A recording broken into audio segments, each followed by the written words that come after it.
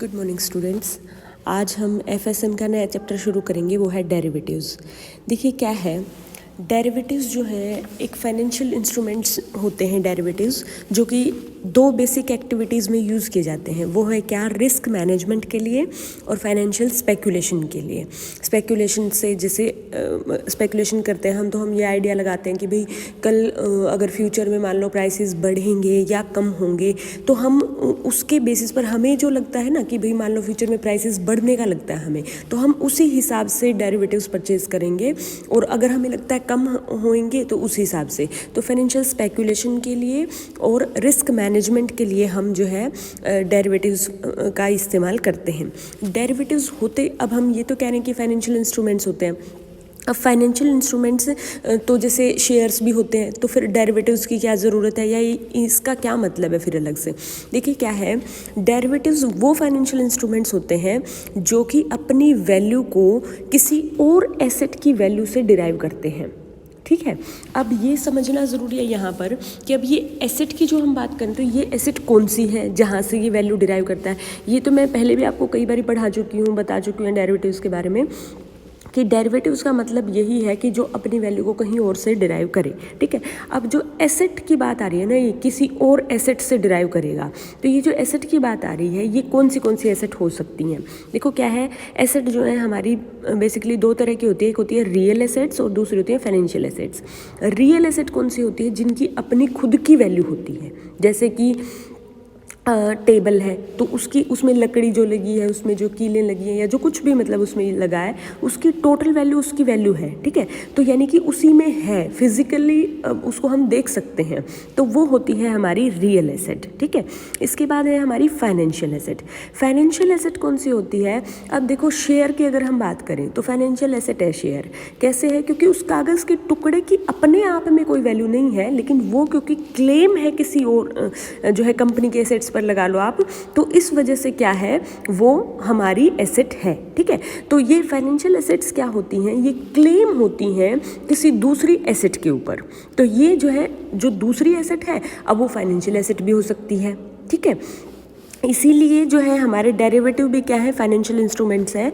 क्यों है, क्योंकि ये जो है अपनी वैल्यू को फाइनेंशियल एसेट की वैल्यू से डिराइव करते हैं, जो हमारे फाइनेंशियल डेरिवेटिव्स होते हैं। ठीक है, अब ये भी कई तरह के होते हैं, तो इसलिए क्या है कि हमें क्या करना है, यहाँ पर क्या बताना चाह रहा है कि दो तरह की एसेट बेसिकली जो आपने समझना है, दो तरह की एसेट है, रियल एसेट और फाइनेंशियल एसेट। रियल एसेट जो है जो अपनी वैल्यू को अपने से ही डिराइव कर रही है, और फाइनेंशियल एसेट जो है वो क्या है, जो किसी अदर एसेट पर क्लेम से हमारी वैल्यू जो बन रही है, तो उसको हम फाइनेंशियल एसेट बोलते हैं। अब एसेट की ब्रॉड क्लासिफिकेशन है, ये समझनी होगी हमें। देखिए क्या है, एसेट जो है बेसिकली हमारी तीन तरह की होती हैं, प्राइमरी एसेट्स, सेकेंडरी एसेट्स और टेरिशियरी एसेट्स। जो हमारी प्राइमरी एसेट्स हैं, तो दुनिया में जितनी भी एसेट्स हो सकती हैं हमारी, वो कौन सी हो सकती हैं, जो हमारे स्टॉक्स हैं, मतलब कि जो हमारे शेयर्स होते हैं, वो किसी भी तरह का शेयर हो चाहे, वो हमारा स्टॉक्स में शामिल किया जाएगा। तो पहली एसेट ये हो सकती है। दूसरी हमारी कौन सी हो सकती है, बॉन्ड्स हो सकते हैं हमारे, यानी कि जो भी तरह बॉन्ड्स में शामिल किया है किनको, जो भी हमारे फिक्स्ड इनकम वाली सिक्योरिटीज़ होती हैं, चाहे वो हमारे डिवेंचर्स हों या फिर कोई भी और लोन वगैरह कुछ भी हो, वो हमारा जो है बेसिकली बॉन्ड्स के अंदर शामिल किया है, लेकिन होनी चाहिए ये फाइनेंशियल इंस्ट्रूमेंट। तो उन सारी एसेट्स को हमने बॉन्ड्स में शामिल किया। इसके बाद आता है करेंसी डेरिवेटिव। करेंसी डेरिवेटिव कौन से होते हैं, करेंसी एसेट्स कौन सी होती हैं, कि जैसे हमारी करेंसी की वैल्यू दूसरी करेंसी के कंपैरिजन में क्या है। ठीक है, तो वो हमारी करेंसी एसेट्स हो जाती हैं। इसके बाद आती है हमारी कमोडिटीज़। कमोडिटीज़ तो हम सबको पता ही है, जैसे ये चाय पत्ती है, या चीनी है, या गेहूं है, या चावल है, या कोई भी और पेन है, पेंसिल, सब कमोडिटीज़ हैं। तो ये जितनी भी सारी कमोडिटीज़ होती हैं, वो हमारी कमोडिटीज़ वाली एसेट कहलाएंगी। इसके बाद आता है रियल एस्टेट। रियल एस्टेट क्या है, कि जो हमारा घर बना हुआ है, मकान बना हुआ है, कोई बिल्डिंग बनी हुई है, कुछ भी जो मतलब कि रियल एस्टेट से संबंधित है, तो वो रियल एस्टेट वाली एसेट्स आ जाएंगी। अब ये जितनी भी दुनिया में एसेट्स है ना, वो सारी इन 5 कैटेगरीज में हमारी आ जाती हैं, जिनको हम बोलते हैं प्राइमरी एसेट्स। अब प्राइमरी एसेट्स के अंदर ही हमारी रियल एसेट्स भी शामिल हैं और फाइनेंशियल एसेट्स भी। जो हमारी स्टॉक्स हैं, बॉन्ड्स हैं, करेंसी हैं, आप सब समझते हैं, इनकी खुद की कोई इंट्रिंसिक वैल्यू नहीं होती। ये क्या है, हमारी कंपनीज की जो एसेट्स होती है उनके ऊपर क्लेम होते हैं, इसलिए क्या है, ये हमारे फाइनेंशियल एसेट्स हैं, ठीक है। और जो दूसरी है हमारी कमोडिटीज़ और रियल एस्टेट, इनकी खुद की वैल्यू होती है, इसलिए ये क्या है, रियल एसेट्स। अब मेरे ख्याल से रियल एसेट्स और फाइनेंशियल एसेट्स यहाँ पर प्राइमरी एसेट्स पढ़ने के बाद आपको समझ में आ गया होगा। अब इसके बाद जो है सेकंड हमारी क्लासिफिकेशन, वो है सेकेंडरी एसेट्स। सेकेंडरी एसेट्स कौन सी हैं, जो हमारे डेरिवेटिव्स होते हैं ना, वो हमारी सेकेंडरी एसेट्स होती हैं। क्योंकि दुनिया की जितनी भी एसेट्स थी वो तो सारी इन 5 कैटेगरीज में आ ही गई, स्टॉक्स, बॉन्ड्स, करेंसी, कमोडिटी और रियल एस्टेट में। अब क्या बचा और हमारे पास, तो यहाँ पर आते हैं फिर डेरिवेटिव्स पिक्चर में। यानी कि डेरिवेटिव्स क्या हैं, जैसे पहला क्या बताया इसने, स्टॉक डेरिवेटिव या stock index derivative. Stock index derivative या फिर स्टॉक डेरिवेटिव कौन से हैं, स्टॉक डेरिवेटिव वो हैं जो अपनी वैल्यू को स्टॉक से डिराइव करते हैं। फॉर एग्जांपल आप ये कहते हैं कि भाई 100 रुपये का शेयर मैं आपको 3 महीने बाद बेचूंगी, और ये हम कॉन्ट्रैक्ट कर लेते हैं। तो ये जो हमने कॉन्ट्रैक्ट किया है ना, ये हमारा डेरिवेटिव का कॉन्ट्रैक्ट है। और क्या कह रहे हैं हम कि किसको बेचेंगे, हम शेयर को, 100 रुपये के शेयर को बेचेंगे। तो शेयर से इसने वैल्यू को डिराइव किया है, तो इसलिए क्या है, ये स्टॉक डेरिवेटिव कहलाएगा। स्टॉक इंडेक्स डेरिवेटिव कौन सा है, जहां पर शेयर की वैल्यू को, बहुत सारे शेयर्स की वैल्यू को प्रेजेंट किया जाता है, उसको इंडेक्स हम बोलते हैं।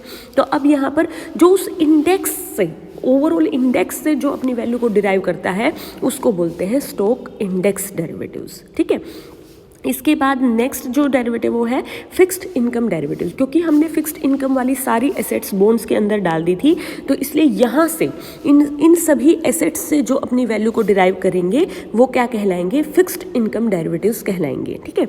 इसके बाद करेंसी, जो करेंसी से अपनी वैल्यू को डिराइव करेंगे। जैसे मैं ये कह दूँ कि भाई ना 100 रुपये में $1 मैं आपसे 2 महीने बाद खरीदूंगी, तो ये क्या हो गया, कहाँ से वैल्यू डिराइव करी, एक्सचेंज रेट से वैल्यू डिराइव करी। अब 100 रुपये में ही क्यों किया, क्योंकि एक्सचेंज रेट उस चीज़ को, उसकी वैल्यू को उतना ही बता रही है, हमें लगता है कि 2 महीने बाद इतनी ही वैल्यू होगी, इसीलिए तो डिराइव हुआ ना। तो अब ये क्या है, करेंसी डेरिवेटिव कहलाएगा। इसके बाद आता है कमोडिटी डेरिवेटिव।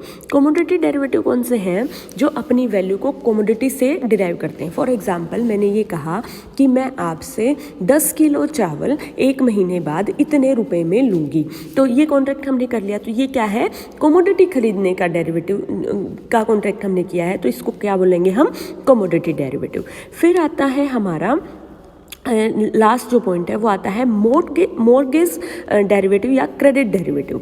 देखो क्या है, मॉर्गेज जो डेरिवेटिव होते हैं हमारे, मॉर्गेज होता क्या है, बेसिकली ये लोन होता है जिसको कि हमने रियल एस्टेट से सिक्योर किया है, उसे हम बोलते हैं मॉर्गेज। अब समझें इसको, जैसे फॉर एग्जांपल मेरे पास एक घर है 200 गज का, ठीक है। मैंने क्या किया, उस 200 गज के घर को गिरवी रखकर मैंने क्या किया, लोन ले लिया, ठीक है। तो ये मैंने मॉर्गेज किया है उस घर को। तो इस तरह से जब मैंने ये कहा कि भाई इसको मैं सेल करती हूँ, या हम इससे संबंधित कोई भी कॉन्ट्रैक्ट करते हैं अगर, तो वो क्या कहलाएगा, हमारा मॉर्गेज डेरिवेटिव, ठीक है। अब इसका जो सेकेंड पार्ट है हमारा क्रेडिट डेरिवेटिव, इसके अंदर क्या बताता है। अब फॉर एग्जांपल मॉर्गेज डेरिवेटिव को थोड़ा सा और डिटेल में अगर हम समझें, तो हम ऐसे कर सकते हैं कि मान लो कि मैंने कोई एक घर खरीदा, ठीक है, एक घर खरीदा मैंने, और मेरे पास उतने पैसे थे जितने में ये एक घर आता है, ठीक है।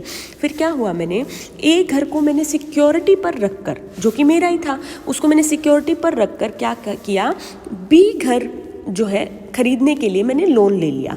अब मैंने क्या किया, बी घर खरीद लिया। देखो ए मेरे पास पहले से था, उसको मैंने सिक्योरिटी पर रखा, बी को खरीदा। बी को खरीदने का अगर मैं कॉन्ट्रैक्ट करती हूँ, ठीक है, ए के बेसिस पर कर रही हूँ ना, तो ये क्या है, हमारा मॉर्गेज डेरिवेटिव कर रही हूँ मैं। फॉर एग्जांपल मैंने बी खरीद लिया उस वैल्यू से, गिरवी बी तो नहीं रखा हुआ, गिरवी तो मैंने ए रखा हुआ है, और ए को रखकर मैंने बी को खरीदा है। अब मैं क्या करूँ, अगर बी को गिरवी रखकर मैं सी घर खरीद लूँ, ठीक है, तो अब क्या होगा, ये भी मेरा मॉर्गेज डेरिवेटिव हो जाएगा, क्योंकि बी की बेसिस पर मैंने सी खरीदा है, ठीक है। ऐसे ही सी को अगर रखकर मैं डी खरीद लेती हूँ तो ये मॉर्गेज कर लिया मैंने टू बाय अदर हाउस, ठीक है। तो ये जो है हमारा क्या हो गया, मॉर्गेज डेरिवेटिव हो गया। इसके बाद जो है हमारा क्रेडिट डेरिवेटिव जो है, अब क्या है कि ज़रूरी नहीं ना कि मैं घर गिरवी रखकर घर ही खरीदूंगी या मैं प्लॉट गिरवी रखकर मैं प्लॉट ही खरीदूंगी, ऐसा ज़रूरी नहीं है। क्या हो सकता है कि मैं मॉर्गेज पर घर रखकर और मैं कार खरीद लूँ, या फिर मैं स्टूडेंट लोन ले लूँ, या फिर मैं कोई भी और चीज़ खरीदने के लिए लोन ले लूँ। तो ऐसा तो नहीं कि रियल एस्टेट को गिरवी रखकर और मैं सिर्फ रियल एस्टेट ही खरीद सकती हूँ, मैं कुछ और चीज़ें भी खरीद सकती हूँ ना। तो ये और चीज़ों की बात कर रहा है, कार लेना है, घर लेना, स्टूडेंट लोन लेना है, या फिर कोई भी और चीज़ परचेज़ करने के लिए घर के अलावा या प्लॉट के अलावा, मतलब कि रियल एस्टेट के अलावा अगर कुछ भी और परचेज़ करने के लिए हमने रियल एस्टेट को गिरवी रखकर लोन लिया, तो वो जो डेरिवेटिव है वो क्या कहलाएगा, हमारा क्रेडिट डेरिवेटिव कहलाएगा, ठीक है। अब ये दोनों तरह की एसेट हो गई हमारी, प्राइमरी एसेट्स हो गई, सेकेंडरी एसेट्स हो गई। अब जो तीसरी तरह की एसेट है हमारी, टेरिशियरी एसेट। अब देखो एक और चीज़ यहाँ पर होती है। अब ये तो आप समझ गए होंगे कि भाई हम कोई भी एसेट की वैल्यू के बेसिस पर हम क्या कर रहे हैं, यहाँ से वैल्यू डिराइव कर रहा है और वो डेरिवेटिव बन जाता है, ये बात तो ठीक है। लेकिन फिर क्या कोई टेरिशियरी एसेट है तो वो क्या होगी, अब सारी एसेट तो हमारी प्राइमरी एसेट में आ गई थी, जो उनसे वैल्यू डिराइव करी थी वो सेकेंडरी एसेट में आ गई। तो टेरिशियरी क्या है फिर, देखिए क्या है, टेरिशियरी एसेट वो एसेट होती है जो डेरिवेटिव ही होते हैं टेरिशियरी भी, लेकिन जो अपनी वैल्यू को किसी डेरिवेटिव से ही क्या करते हैं, डिराइव करते हैं। डेरिवेटिव ऑफ डेरिवेटिव को बोलते हैं टेरिशियरी एसेट।